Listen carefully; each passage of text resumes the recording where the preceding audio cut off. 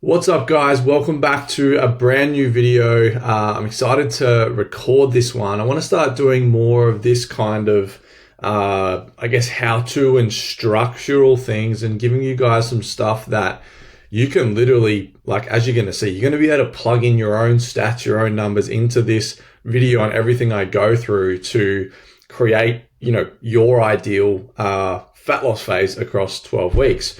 Keen to do more of these instructional videos. And this is going to be the exact process I use when I'm onboarding a client and I'm setting up a client's fat loss block in terms of how I set their macros, their calories, training steps, cardio, all these things that we're going to get into in this video. So real keen to jump into this one. Before I get into this, I was in full screen before. Let's see if this is going to work. Okay, maybe this is going to work this time. I was having some trouble with the full screen stuff. It was not recording. But anyway, we'll fingers crossed that I don't go through this whole video and it hasn't recorded this screen. But yeah, what we'll be covering in this video. So I'll be going through how to set your starting calories and macros. I was going to say I'm about to sneeze, but I didn't quite get that out. How to set your starting calories and macros, right? We're going to then go through how to structure your training, steps of cardio and how to use them, when to make adjustments and what to look for, what I personally look for, the mindset required to achieve sustainable results, right? Because it's no good getting a result and then not being able to keep it, and what to do when you've achieved your goal and you're done dieting so you can maintain it, because that's often the step that people kind of fall off on.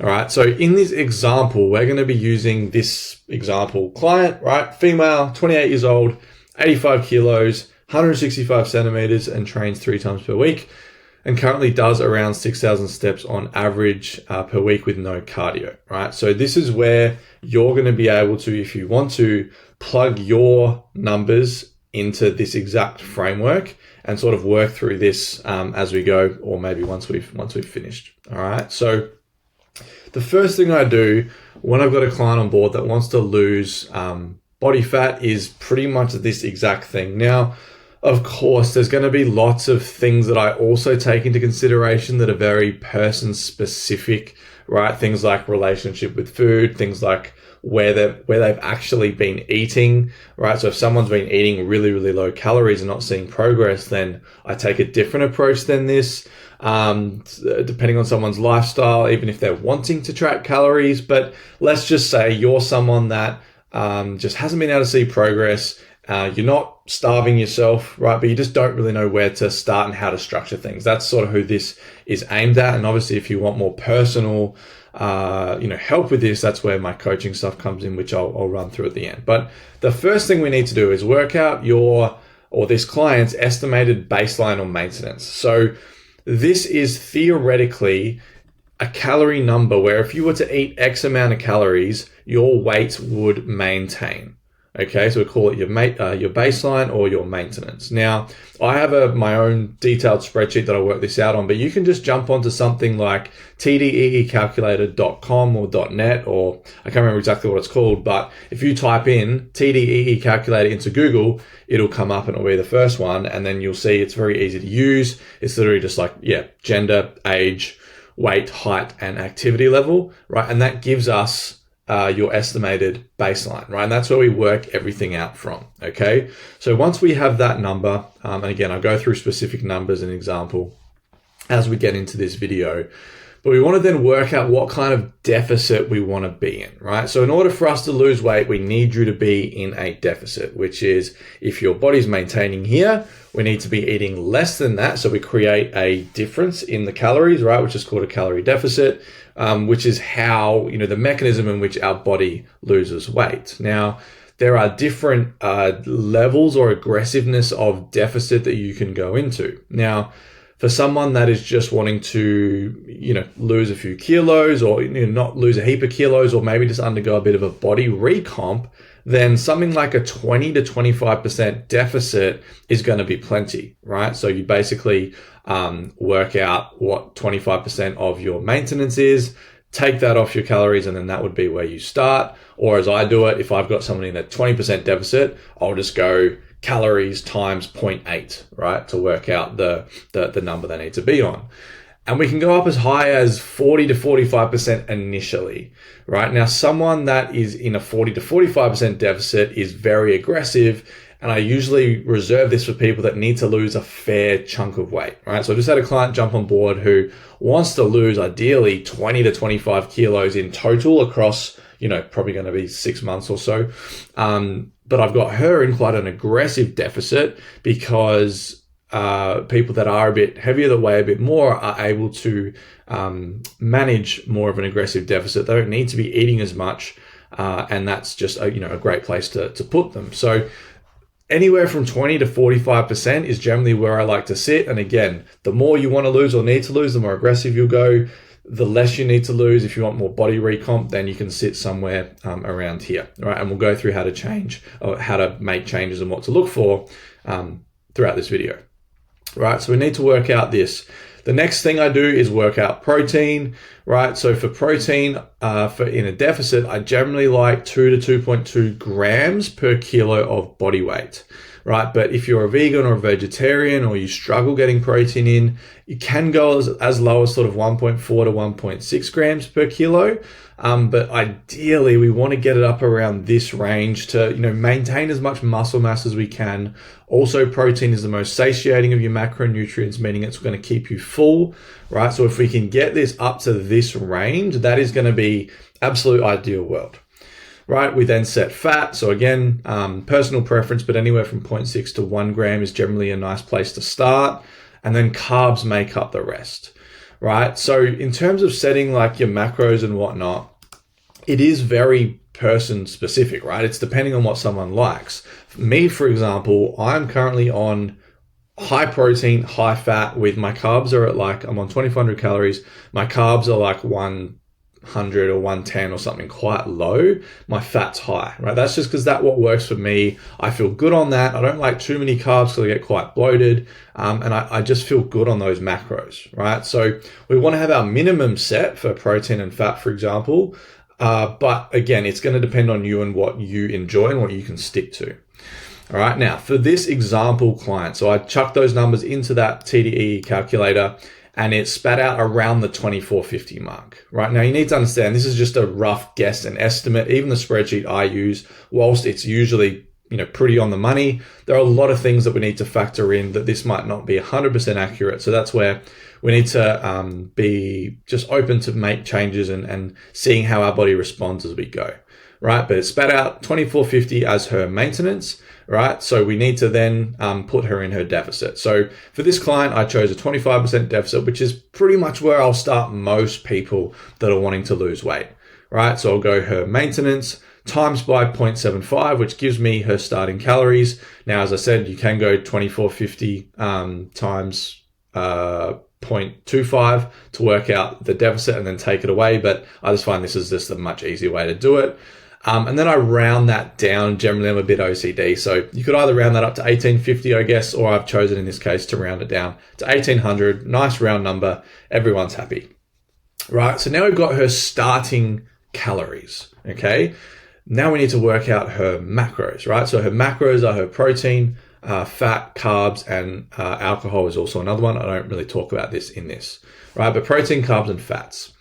Now, in our protein and our carbs, for every 1 gram of that, we have 4 total calories, right? They have the same amount of energy. For our fat, 1 gram of fat is 9 calories. Okay, this is something that we'll take into consideration, in a bit when we're working out her macros here. So we've got her maintenance, we've got her deficit, we've got her starting calories. Now we need to work out her protein. So for this person, she's 85 kilos, and I've decided to set her at 2 grams per kilo. Again, for a female, getting up sort of above that 200 mark, can be a lot. So I like to start at 2, and we can always move that as we go, right? So 2 grams per kilo of body weight. So we take our weight, right? So you can take your weight, multiply it by 2, and that gives us our grams of protein, right? So 170 grams of protein is where she's going to start, right? And to work out how many calories that is, we do 170 times 4, because that's how many calories are in a gram of protein, which gives us 680 calories from protein. Okay, again, this will all make sense as we go. That calorie number comes into account in a little while when we need to do a little bit more maths. Right, so this can be a little bit fiddly, and there's a bit of maths involved here.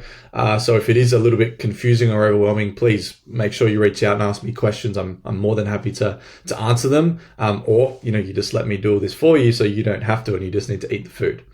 Right, so we've got her protein, we've got her starting calories, so 1800 calories, 170 protein. Next, I like to do fat. Right, so for her, we're going to use 0.7 grams per kilo of body weight. So pretty simple sum here. Her weight, 85 kilos times 0.7 is going to give us 59.5, which we round up to 60. Right, so we have 60 grams of fat is where she's going to start. And to work out the calories there, we go 60 times 9, because that's how many calories are in 1 gram of fat, right, which is going to give us 540 calories coming from fat. All right, so this is where we now use those calorie numbers we've worked out to then work out our carbs, right? Because carbs are just going to make up everything that's left.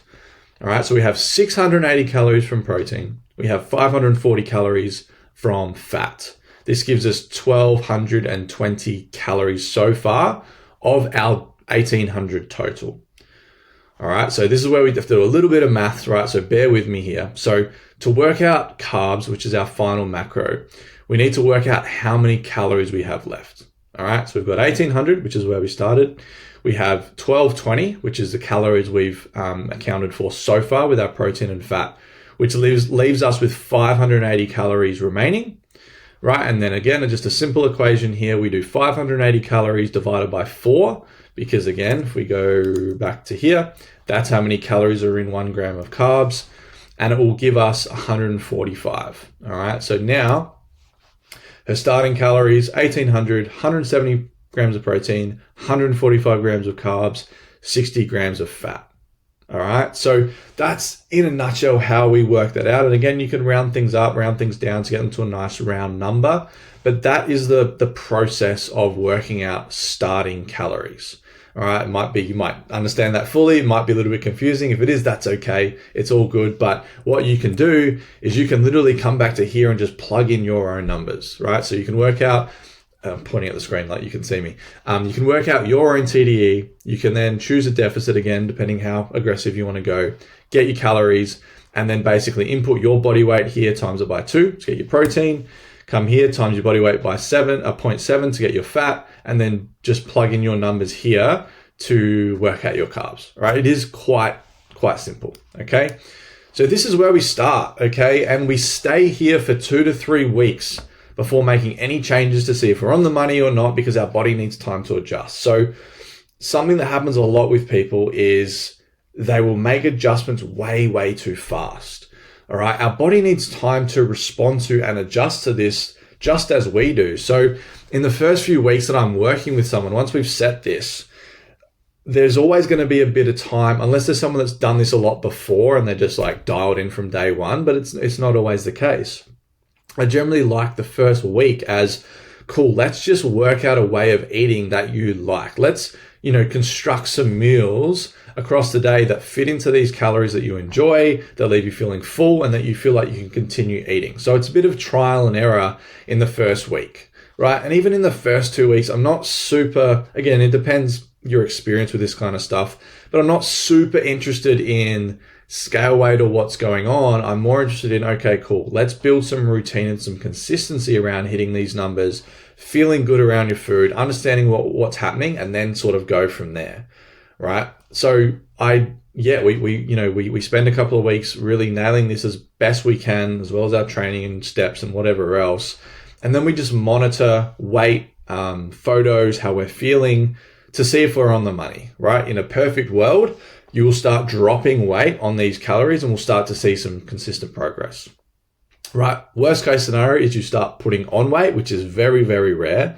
But that would indicate to me that your maintenance was actually off, and this is actually a surplus, right? Which means your body, for whatever reason, over the last few years or whatever, has adapted down to a lower maintenance, right? And now we're actually eating above that, right? So that's a whole nother process, but that's very, very rare. And then the other, possibility is that your weight pretty much remains the same after 3 weeks, if you are sure that you are being consistent and as accurate to this as possible. And if that's the case, that tells us that if you're maintaining, that 1800 is around your maintenance, right? So we would need to drop a little bit further. And at the end, we would need to spend time building that back up, because ideally we don't want your maintenance to be, as low as 1800. But again, whole different conversation, right? So starting calories, we wait 2 to 3 weeks before making any changes to sort of see what's going on there. All right, so that's the nutrition side of it in a nutshell. And again, that's very simplified. And obviously food choices and quality of food is a whole nother thing. And I might do a different video on that, but we want to make sure we're not filling our calories with absolute rubbish, processed foods, foods with huge nutritional ingredient panels. Like I personally like whole foods. I like my clients to eat whole foods, good quality meat sources, all these kind of things, to make sure we're taking a health focused approach, rather than just I just need to lose weight no matter what, and I'm going to fit all the foods in the world into my calories because I can. Right, but again, different sort of conversation there. Moving on to training. So again, keeping this quite simple. So if our client, so our example client in this video, is training 3 times per week, we can absolutely keep that. I generally like 3 to 5 days per week for training is going to be ideal. If we can get, if it has to be 2, then that's fine. I understand that 3 is not always achievable for someone, but ideally I would like my clients training 3 to 5 times per week. You don't need to train any more than that, no matter what anyone says. Okay. Now I'm talking specifically about gym-based training here. Obviously, things like running, or maybe you do classes, or a martial art or sport or something like that. I don't count that in here. Again, that's going to be person dependent to create a strategy to make sure you're not doing too much, right? But in the gym, 3 to 5 times is absolutely plenty. We need a couple of days where we are resting. All right. Now, the benefit of them coming and only doing 3 is that we still have days we can add to help when it comes to her output, which can be useful down the track. So you'll see when we go through this in a sec, it's great to have as many tools in our tool belt that we can to make changes as we go. Right. So we want to, my aim as a coach is to get you losing weight and have your body changing with as little as possible. So the smallest possible deficit, the smallest amount of cardio, steps, all these things, so that when your body inevitably plateaus, we have all these different things we can take away from or add to keep that deficit. So we keep losing weight, making progress. So obviously if someone's training 3 times a week, and things start to plateau, we can be like, hey, do you think you can add 4, an extra training session a week? And I'll be like, yeah, I think I can. I'm enjoying this. And again, that's extra output that's going to help us in our sort of equation of weight loss, right? So that's that. In terms of splits, it's going back again. In terms of splits for training and how to structure it, again, these are not all the ways you can do it. These are just probably the most common ones that I personally use and how I program. But if someone's doing 3 times per week, I'll generally program one of these 3 full body days. So we're getting enough volume across the muscles for the week, or something like a push, a pull, and a leg. So push, sort of your chest, your triceps, shoulders, your pull, back, biceps, rear delts, and then a lower body day, right? If you're training 4 days a week, for females, I generally like 2 lower, 2 upper. For males, they can also use that exact same split, or maybe for a male, you could go push, pull, 2 and 2 lower sessions. Again, there's no reason you can't do that for a female. I just generally don't program that way. And 5 times a week, there's lots of options, but for a female, generally speaking, 3 lower, 2 upper. And again, you can kind of separate these lower days into more of a glute focused day, more of a quad focused day, hamstring focused day. We can have fun with that. Male, you can go 3 upper, 2 lower. You can go a push, pull, legs, rest, upper, lower kind of split. Like me personally, I'm training 5 days a week, but I'm on sort of a 5-day rotation. So I do chest and biceps, I have a back day, I have a leg day, and I have a shoulders and triceps day, and then I rest. So I'll basically go 1, 2, 3, 4 rest, and then I'll start again. And I do that so it works out to be 5 days per week, and I just have that on a rotation because that's what sort of I enjoy. So like with everything, training is a very personal preference. All right, we've got nutrition, we've got training. Now for our steps and cardio. So the thing we need to understand about steps and cardio is there's nothing magic about them. They're just another tool we have at our disposal to increase our output to help create that deficit, okay? Now, if someone comes to me, so this example client, so she was doing 6,000 steps on average for the week. For the first phase, I like to bump that up by 2,000. Right, so a nice little spike in steps, a bit more movement, a bit more output. So her target will be 8,000 on average for the week. Now, ideally, you're trying to get 8,000 every day, but for whatever reason, if you have a day where you're just not moving as much, this gives us scope to make up for it on another day. Maybe you go on a big hike and you get 12,000 steps, right? But on average across the week, I like 8,000. We want to be at 8,000. And how I coach, I love weekly averages. I do that with weights. We can do that with nutrition. We can do that with steps, because over the course of the week is just a nice, it just works better than worrying about day to day, because lots of things can influence day to day. So working out stuff on average for the week is where I like to be. And then cardio is person specific. So again, nothing magic about cardio, nothing magic about the Stairmaster. It's all just output to burn more calories to help push our weight loss further. Now, as I said before, I like to start and see results with as little as possible. So ideally, maybe we're not even doing any cardio, we're just doing steps, right? However, if someone likes to run or whatever, then we incorporate that. For me personally, on my cut at the moment, I've chosen to start, I'm in week 5 now, I think. But for the first month, I've done 3 20-minute bike cardio sessions just because I've wanted to push things on a bit further. So again, work out what you want to do and we can add stuff like that. But you might, so the example here, I said, let's give her one 15-minute cardio session on the bike or the Stairmaster, and then we can then build on that. All right, so next block, it might be 2 15-minute sessions, or it might be 1 25-minute sessions, right? Increase output as our input sort of goes down with food. All right. Now, making adjustments. So again, this is a really hard one to put into a YouTube video and speak in general terms, I guess, because they're going to be very person specific. I've had clients that I've put on calories and they have not moved for the whole 12, 16 weeks because their body has just dropped weight on those calories and we haven't really needed to adjust anything. I've had others where we've needed to adjust a lot, right? Because everyone's body is different. But things I look for, so obviously, what are the scales doing? How are photos looking? So sometimes, your scales can be all over the place, but we look at your photos and you're like, holy shit, like I look really different. My body composition has changed completely, which can happen, especially if you're more of a beginner with losing body fat and adding muscle mass.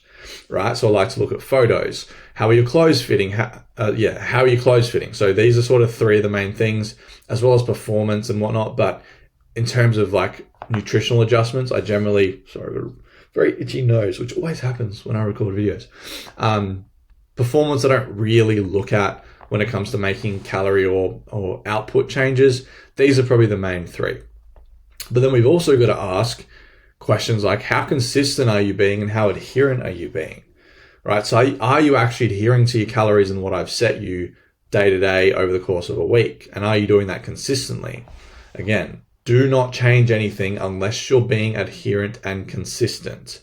So like I said, I like 2 to 3 weeks at a certain prescription before I make any changes, because sometimes we need to be patient. Sometimes we're not being consistent and we need to create that so our body has time to actually respond, right? And I've had the perfect example of that with my cut. So my calories haven't changed the whole time.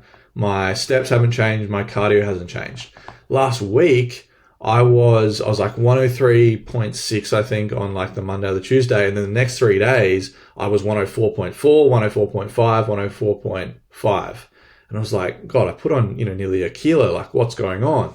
And in your head, you're like, oh, I need to drop my calories because I'm putting on weight, right? But our body is funny. It fluctuates a lot. And I don't know why it happened, but it happened, right? But I needed to continue to be consistent. And sure enough, what happens this week, it went back down over the weekend. And then this morning, 103.1, a 500 gram low, 1.3 to 1.4 kilos down from mid last week, right? So sometimes we do just need to be patient and understand that it is a journey. And that's why we look at average weight, for example. So my average weekly weight was still going down, but if I was to look at the specific days, I could easily freak out. So that's just something we need to keep in mind.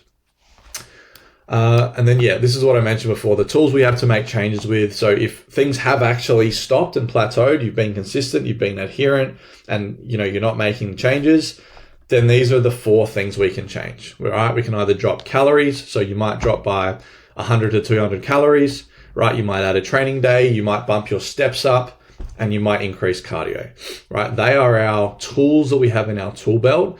And again, this is why we don't just want to start with like 14,000 steps, 5 cardio sessions a week, 5 training days, and in a really heavy deficit, because we'll get probably some great results early on. But then when our body plateaus, we've then got nothing to kind of take from to continue our progress. And this is, again, why people plateau and they get stuck. They use everything at once. All right, so what's going on there? I don't want to be that big. I want to be smaller. All right, so this is what it all looks like when we put it in. And this is exactly how I'll sort of plan out a client's block with me. I do 16 weeks, so I would add an extra phase here. But I have, a different training phase for each block. Every 4 weeks, we change programs. And again, that remains much the same. We're getting, strong at the same kind of movements, but there are some slight tweaks. Right, but you can see phase 1, we've got the 1800 calories, 170 protein, 145 carb, 60 fat that we worked out at the start of the video. Got 3 training days, or 8,000 steps, which is a bump up from the 6,000. So we've got a bit of spike there, and 1 15-minute cardio session just to get some results early, right? Because who doesn't love seeing the scales change, straight away, right? So if we can add a bit of cardio to help that process and get some positive reinforcement, then I'm a big fan. Right? Phase 2. So start of week 5. I'm like, okay, cool. Let's make a bit of a drop. And this is where, like I said, you guys can follow like this to the T if you just want some basic structure. Obviously, these changes for me, if I'm working with this person, would depend on where they're at and what's happening. So as I said, I may not necessarily change, or if they're dropping a little bit and they're changing but not a lot, then I might, jump into a strategy like this. Right, so we go from a 25% deficit to around a 30% deficit, so 1650 calories, and then I just rearrange her macros. So I keep protein the same, and then we drop some carbs and drop a little bit of fat. All right, again, this is all preference. We add a training day, so we've increased output to help with our fat loss here, and this is actually an error. This is meant to say 10,000 steps, and this is meant to say 12,000. So I would say, cool, increase your steps by just 2,000.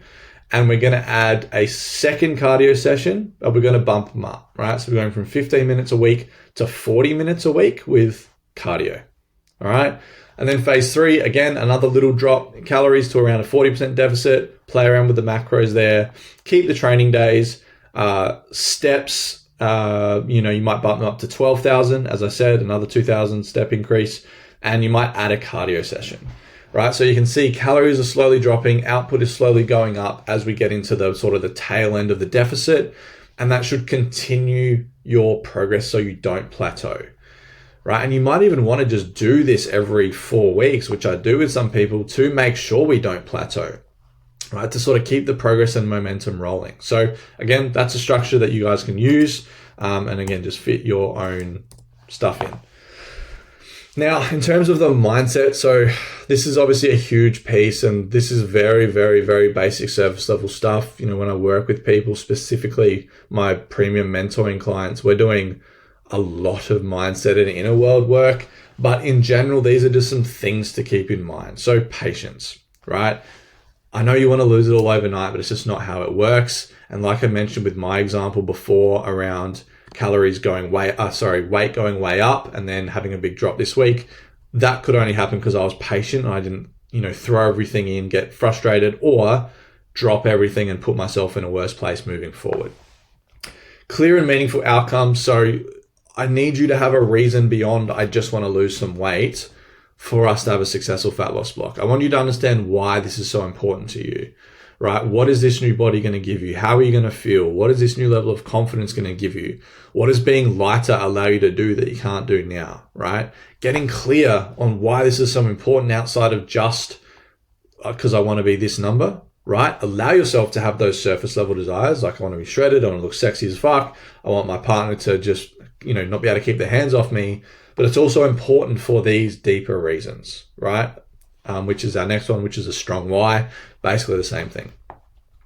Life focus versus scale focus. So again, making sure that what we're doing is just going to be a lifestyle change and not just, I'm so hyper focused on the scales. It's like, yeah, we need to scales. We need to know,